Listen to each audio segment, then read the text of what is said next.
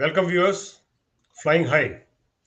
Flying high is kind of our way of telling world that we have reached certain position, and from that position, remaining secure and safe is the paramount concern.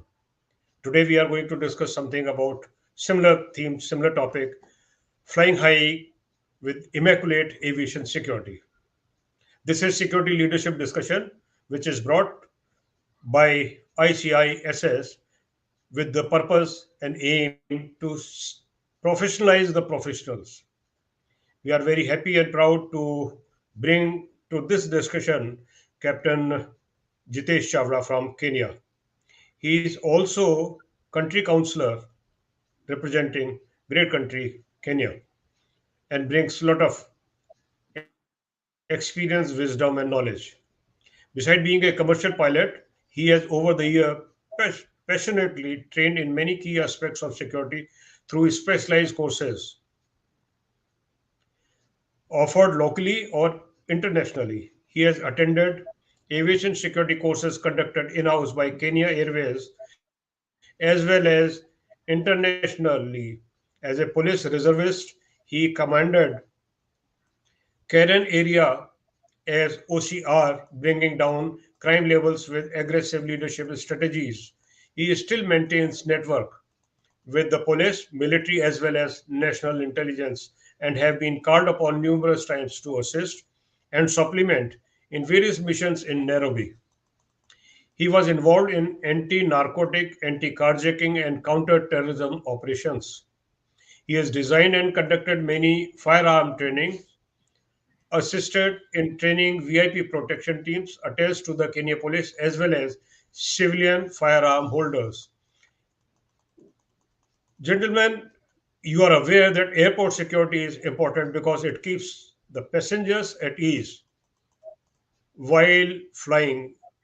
It assures that airplane will make it to the destination safely and the person sitting beside has been deemed as a safe flyer. The four threats are from insiders. And what are those threats we are going to discuss with Captain Jitesh? Aviation security always remains under target. Not only aviation security, that includes aircrafts, the passenger hold areas, while aircraft is in flight, while landing or taking off. All these activities in aviation sector are full of threats. But because of extended workforces, there are loopholes and it remains a very vulnerable sector. So today in the discussion, we'll discuss all the intricacies, all the complexities of aviation security. And Captain Jitesh Chavra, my uh, very, very personal privilege and pleasure to bring you to this discussion. And I request you to share your initial opening thoughts when you want to share with the viewers about the various aspects of aviation security. Your time now, please. Thank you, Captain Tyagi. Uh, Thank you initially first to ICISS, Captain Tyagi, for inviting me to be on this media. It's an honor and a privilege to be able to discuss with professionals. Thank you. So, basically, a quick background about myself. I'm the pilot been flying for the last 25 years with a major airline in Africa. And previous to that, I was flying general aviation, small aircraft, in and out of Nairobi into East and Central Africa. Good aviation experience, no doubt. And to add to that, I have a background in law enforcement where I did some uh, good work and picked up good experience, which, when married with aviation, brings out a slightly different perspective to both aviation and security. So that is basically my background. What I'm going to talk today about is basics of aviation security and how it came about and how which way it is now going, what to expect, and maybe an inkling towards how people, generally passengers flying in and out, people using airports, um,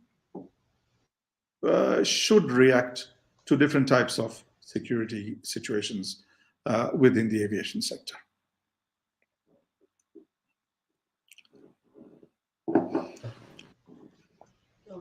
So, to add to that, I quickly start on that. And aviation security is built on four basic principles: the creation of a safe space to conduct aviation related um, activities, the establishment of legislation and procedures, implementation of these procedures, and then following through with the implementation is the prosecution of persons who then interfere with these procedures. Before the Second World War, pre 1939, 1945 period, there was a very small industry in aviation. Aviation was not that widespread. Only a handful of civilian aircrafts flying in very small parts of the world. This changed post Second World War after people realized that yes, there is a possibility of getting to farther destinations in a quicker way by flying in aircraft. And aircraft started getting used in a more commercial way with more civilians flying commercially all over the world.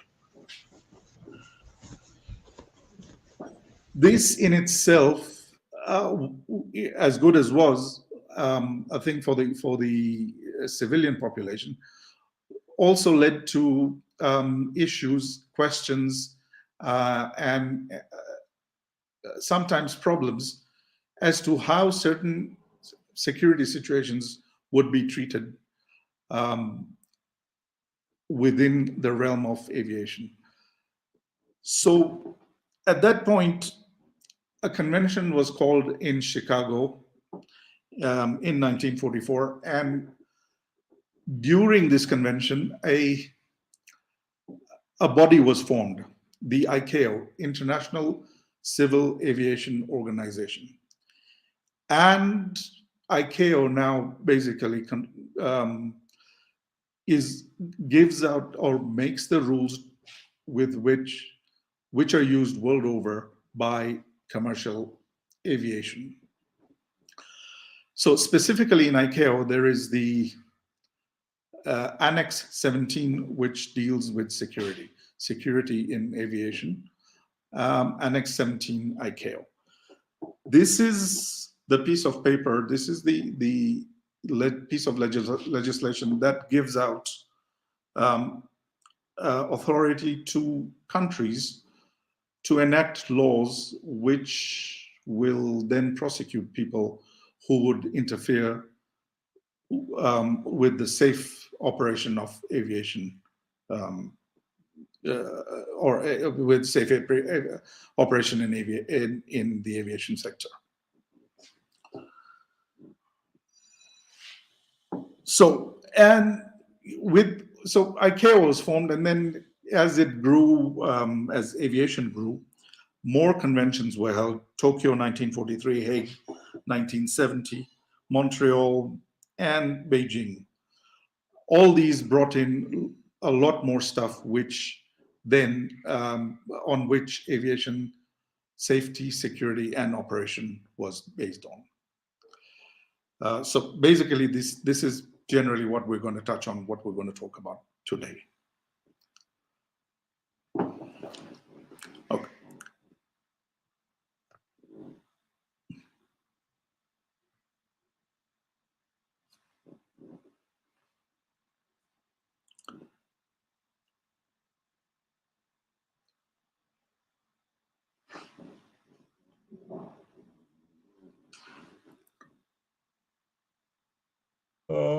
Yes, Jitesh, I was wondering that when we discuss about aviation security, Yes, sir. you have seen all the dimensions which make your operation or passengers, travel plans very safe and secure.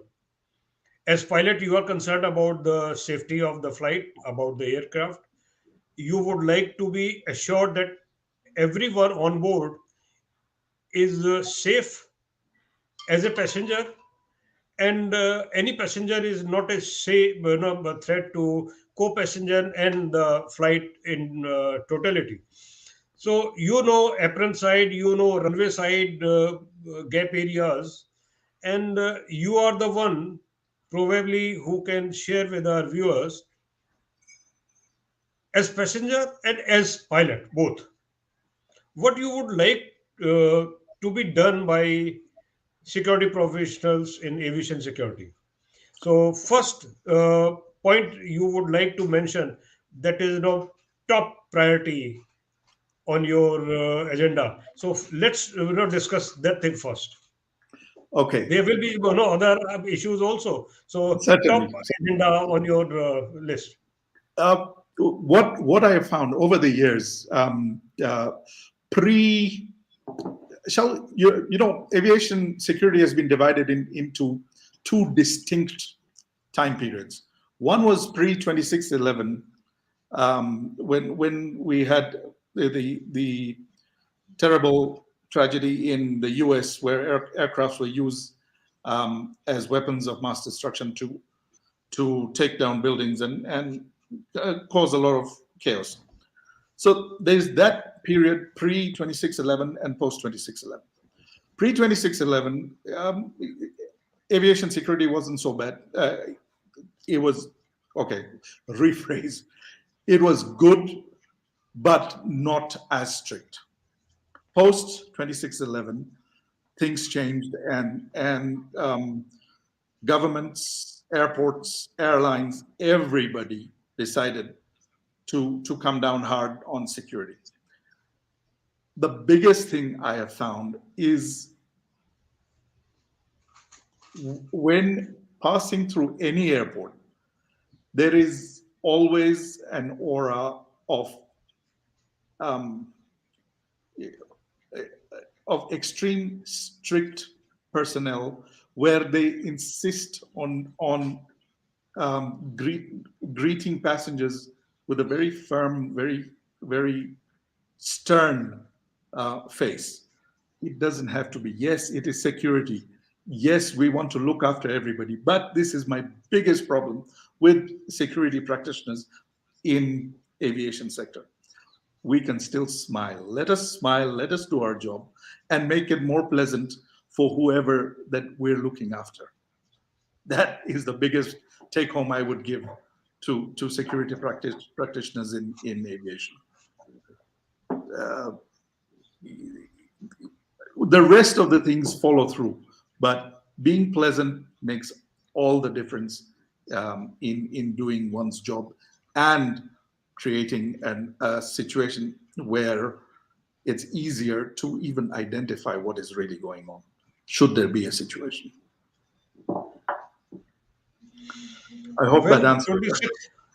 26. Please say that whatever you say. I hope that quite gets home the answers the biggest question on what I would like to see change. This is what I truly would love to see. 2611 was the day there was international security related seminar in New Delhi, and this information was shared by American aviation security expert himself. Right. And soon after I said that world is not going to be same ever again. It changed.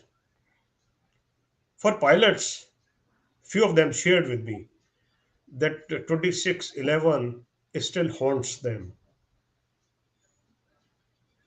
And he says that as pilot we used to be very carefree, not irresponsible, carefree. but not anymore.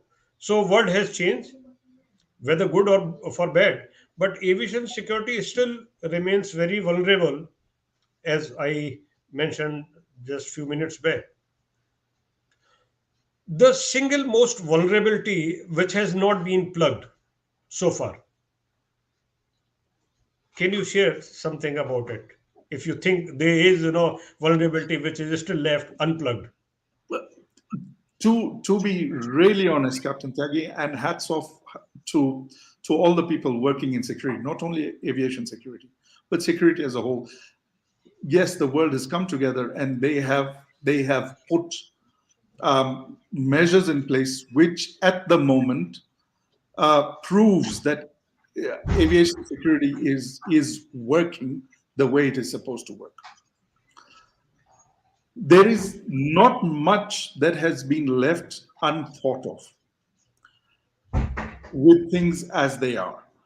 And the proof of that is that we have fewer security incidences in the aviation sector post 2611.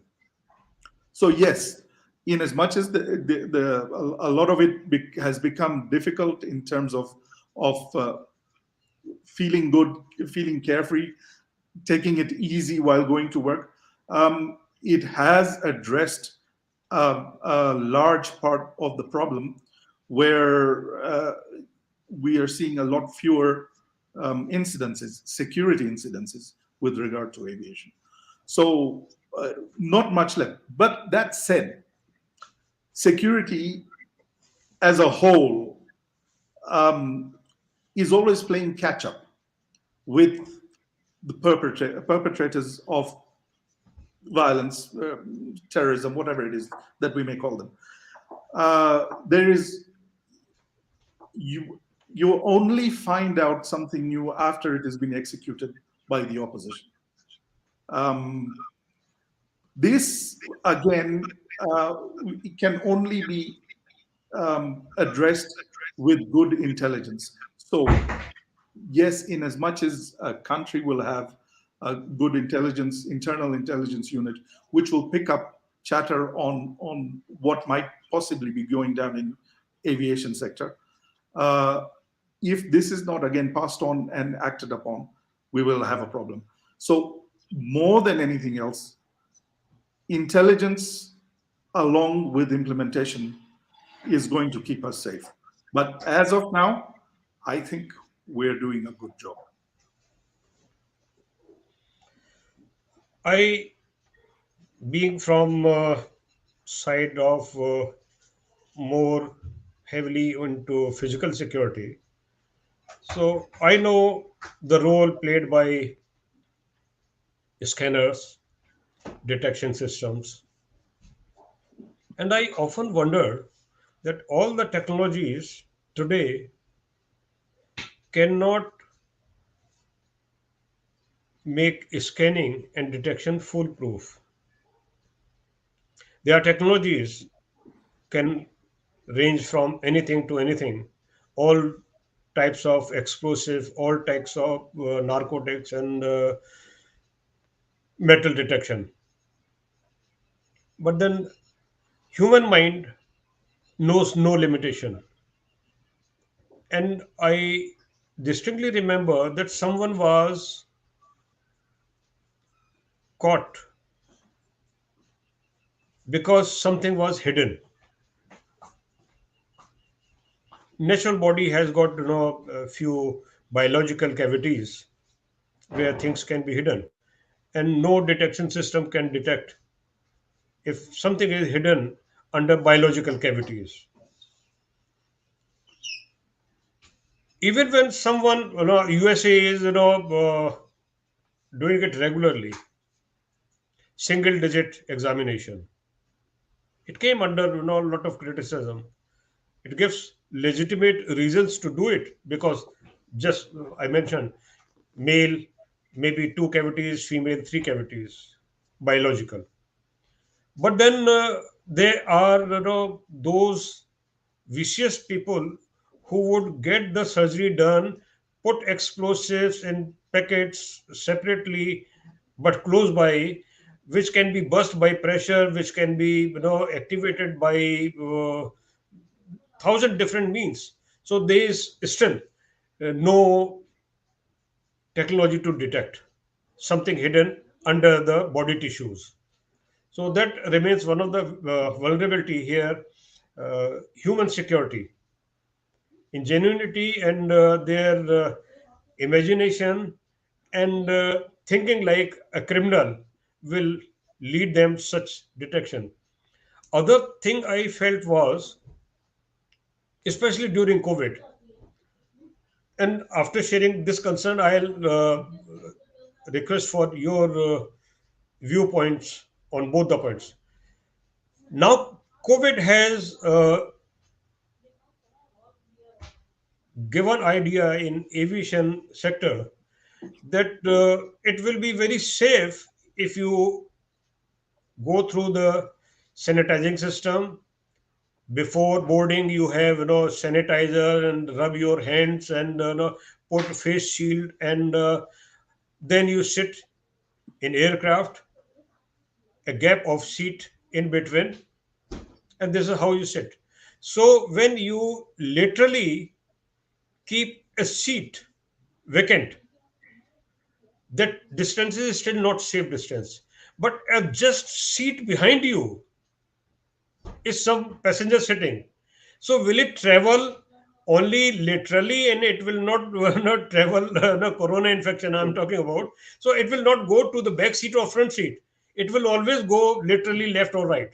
So back and front, it will never travel. So that is the kind of approach aviation security takes, or aviation sector is taking about COVID. And every precaution done when flight lands, and everyone rushes to the exit gate. So whatever control you, as flyer, as attendant, you maintain in flight for 3 hours, it vanishes in 3 seconds. Matter of minutes. Yes. So what to do? One is safety aspect, other one is security aspect.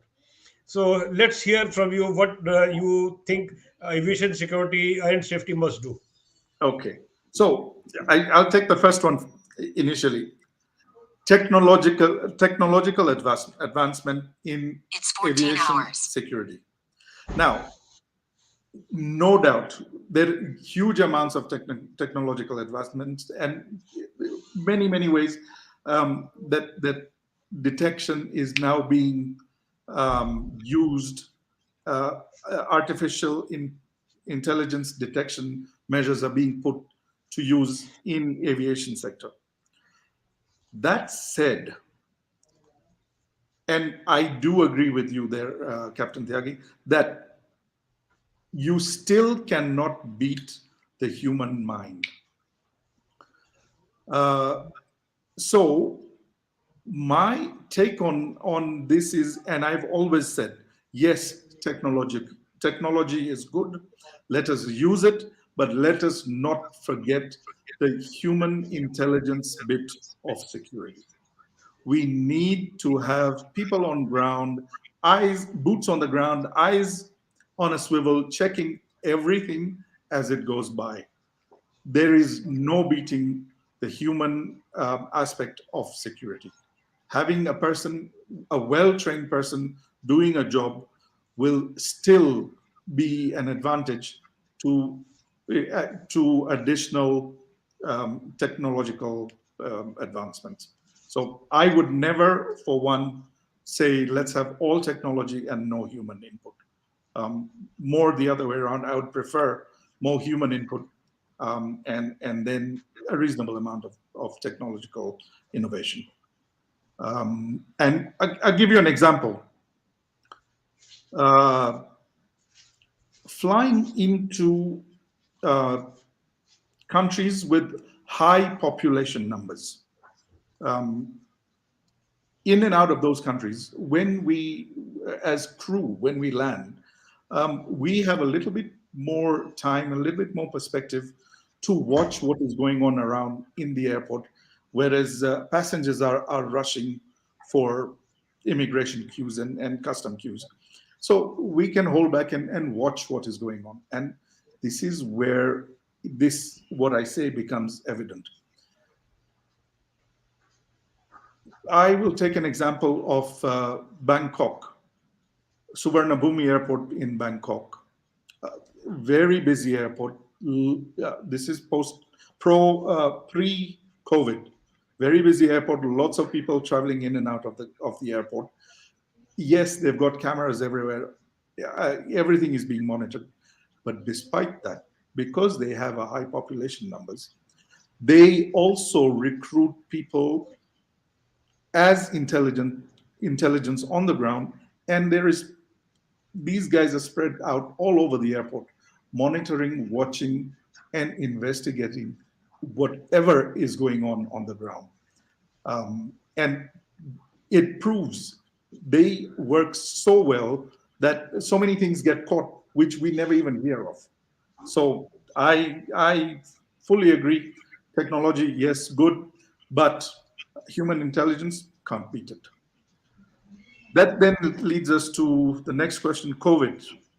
With COVID, uh, yes, again, in the aeroplane, in the aircraft, the social distancing, so to speak, doesn't work. Works laterally, definitely works the same way horizontally.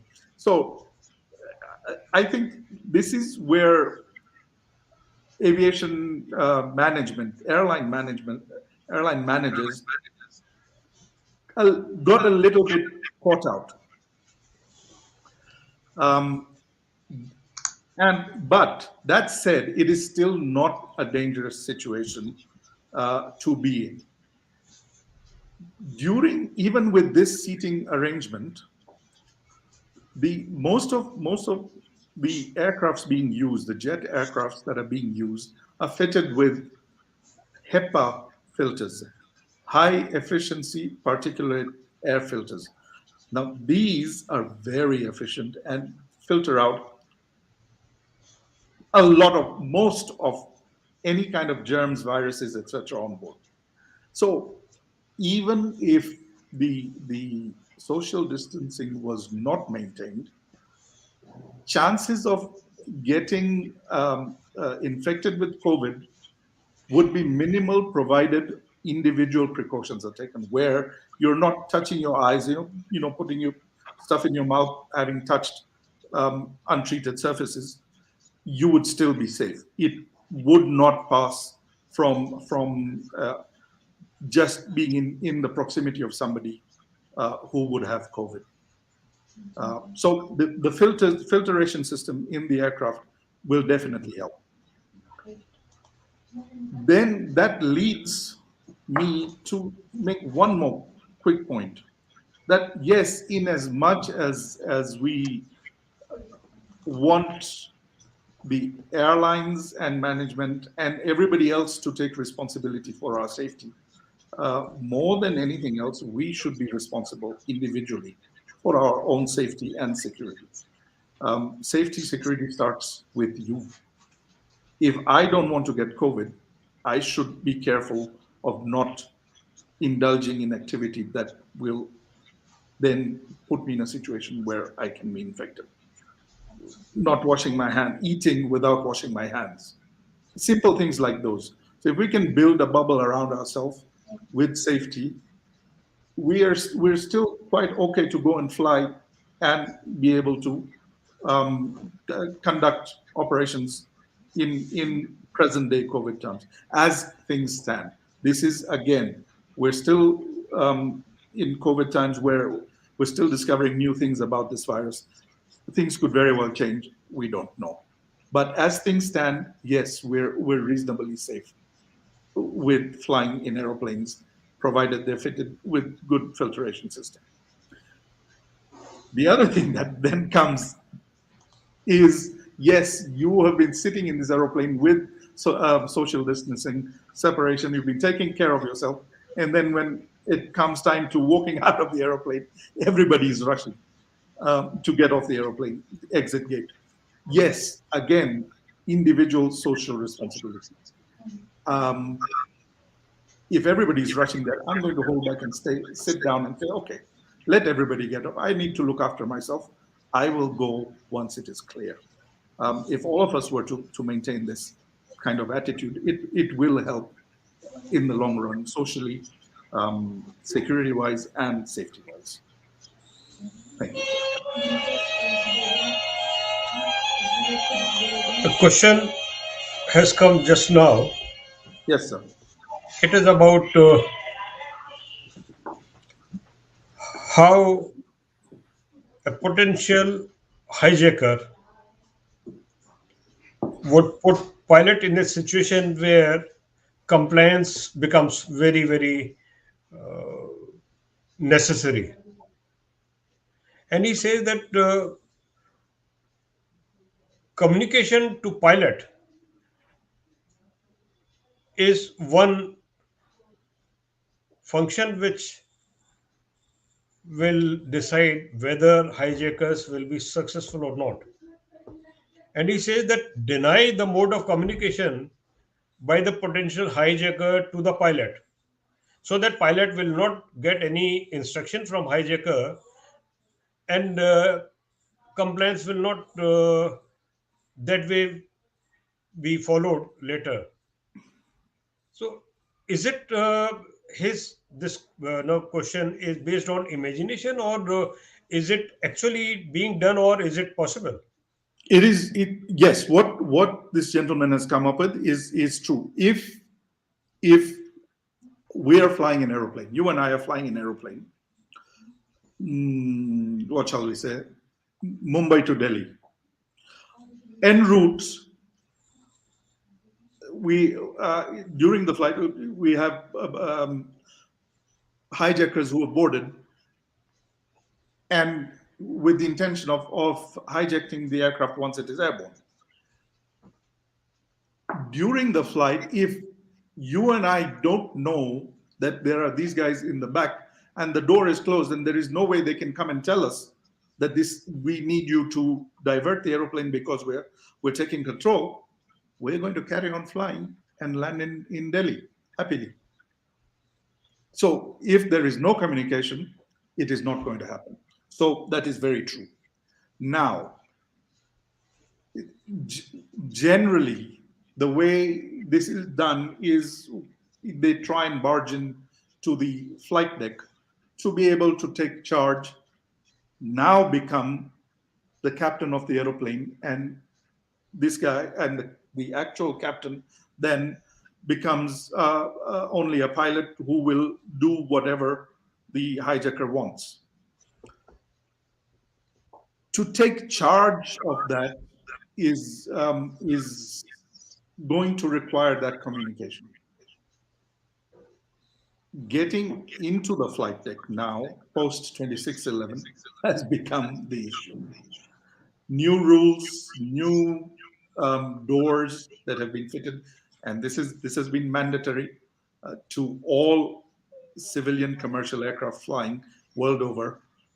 So it's not that easy. There's a reinforced door system that has been put in place, cannot be opened from the outside if the pilots decide it's not going to be open. There are methods that have been set up with the cabin crew, during which time this door will be open and how it is going to open. So yes, possible, but it has become more difficult. Another question has come, Yes, sir. and it is full of sarcasm. And the gentleman says that with the COVID protocols, serving in flight is out of question. Refreshment, he is indicating. So then, at least keep those air hostess closer to cockpit who can handle such situation. They should be trained in close armed combat rather than serving with a smiling face and other things, because uh, as in hospitality sector we have seen focus at front desk and at the gate and other facilities more on focus, especially those who are not into the business of serving, like waiters or like attendant, doorman, lift attendant, or service steward on each floor. They focus more on security. So whether they are smiling or not becomes immaterial. So similarly, I tend to agree with this gentleman who asked the question. Uh, Air marshal is a good concept. Maybe they are, one air marshal or bigger aircraft. There are more air marshals, but I have not seen training syllabus of air hostess focusing on unarmed combat. Okay. Is it true? Okay, I will take you through one of the conventions which allowed the Tokyo Convention 1963 allowed the captain of the aircraft to be able to make to stop a violation taking place on board and make an arrest. And as an extension, that power was given to the cabin crew.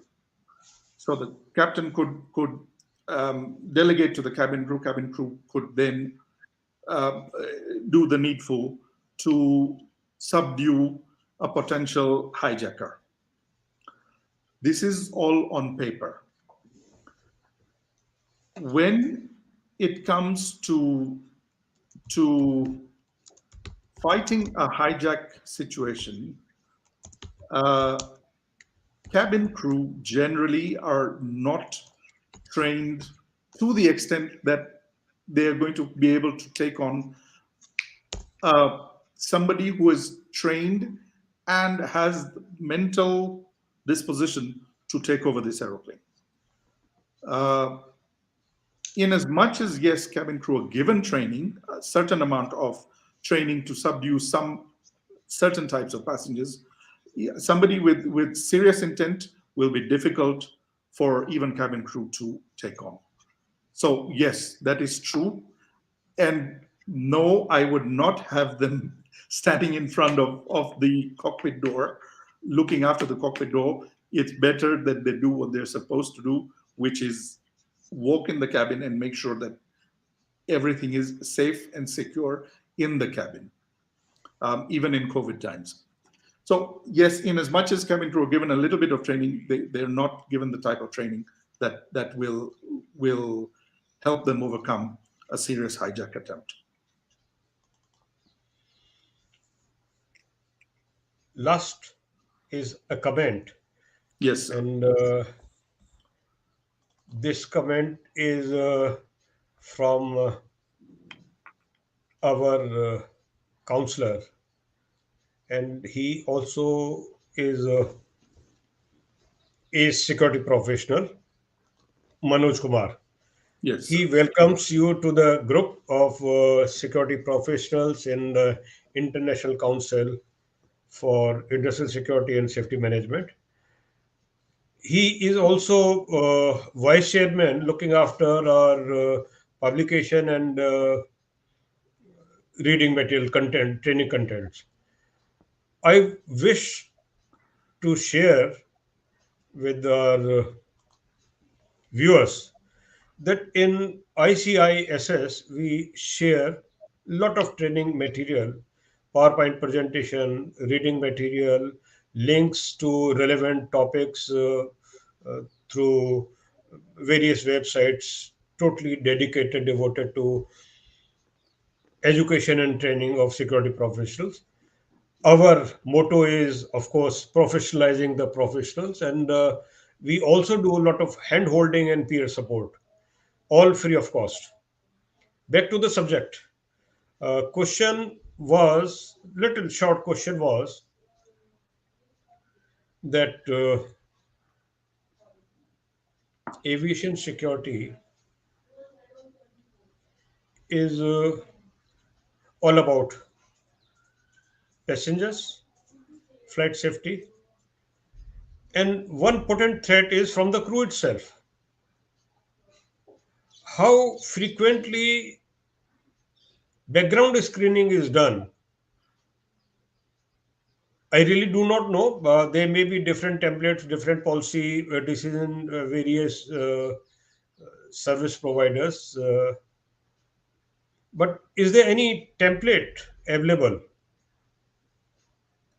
So there is no general template available for this kind of background screening. There is what is available is a very general statement in Annex 17 of ICAO, which says that yes, background checks have to be done on employees within the aviation sector. It is then left to the individual agency, be it the airline or the airport authority, um, to then do due diligence for background check before hiring an individual. Uh, yes, the what Mr. Manoj has said about insider threat is a very legitimate concern. All airlines, all airports take it seriously because um, with all most other avenues sealed, the next option available for perpetrators is going to be insider threat. So at the moment, yes, everything is being done to vet employees, and also sometimes if there is a regard to suspicion, then sometimes even some monitoring is um, uh, taking place. So as again, it is left to the individual airline to do the background checks. In Kenya, where I'm operating, what is done is before applying for the job, you have to get what is called a police clearance certificate, and the police then do due diligence on the individual and give you the certificate, which is then presented to the employer. This has become a norm with most companies operating in um, this part of the world. Jitesh, we are at the fag end of discussion. 43 Yes. minutes of discussion we already had. Now, I request you to make your closing remark and any message you want to share with our viewers. Okay. Closing remarks with regard to aviation security. Um, my biggest take home from working in security and aviation is that do your bit to make the other person's life easier. Um, and this applies practically in every aspect of life. But in aviation security, if I, as a captain walking through a security check at an airport, make it difficult for the security agent to check my bags, I am one creating a situation which is unpleasant for everybody. Two, allowing a possible um, allowing a gap where somebody will take advantage and walk through. And three, not as in leadership role, not complying, setting a bad precedent.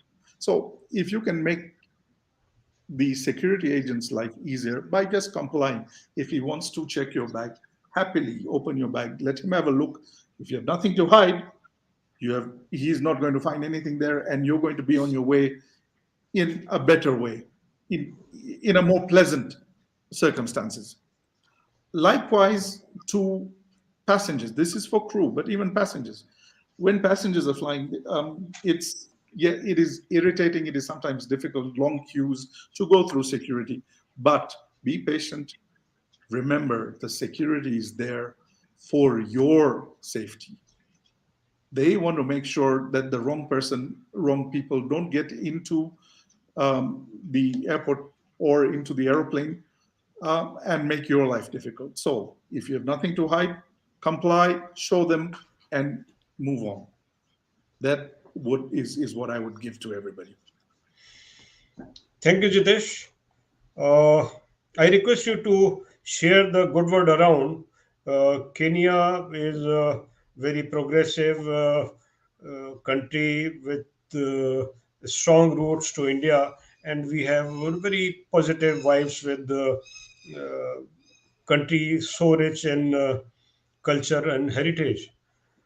In security professionals group, kindly share the good word that here in ICISS we are not into any revenue generation activities, nor we are interested into developing our uh, payment basis membership. Just one needs to be willing to be our member, and we provide not only peer support and training contents and prepare a specific organization specific security awareness posters. We do lot many things with the aim to professionalize the professionals and give back to the profession which has given us name and fame. Our viewers are also requested to kindly uh, get the details of our YouTube channel. Subscribe to our YouTube channel so that you get advance notice about forthcoming discussion. For the benefit of those who are watching this discussion, next slated discussion is on the subject of how to make a successful security team. Because as a team leader, whoever is a security head knows, and entire world knows that it is never a singular hard work. It is teamwork. It is team which makes the leader successful. Leader alone is not ever going to be successful, though it is mostly the failures which are of leadership. So, if you want to be successful as a leader, depend on your team, build your team, cooperate with it, and empower. So, next discussion is going to be focused on how to make a successful security team. From everyone in ICISS, Jitesh, I thank you very much for sparing your time. Share your very professional, matured viewpoints, and this discussion, I'm sure, is going to be very helpful for those who are in aviation security and also those security professionals who want to know more on aviation security. Remain tuned in, subscribe to our channel, and be safe, healthy, and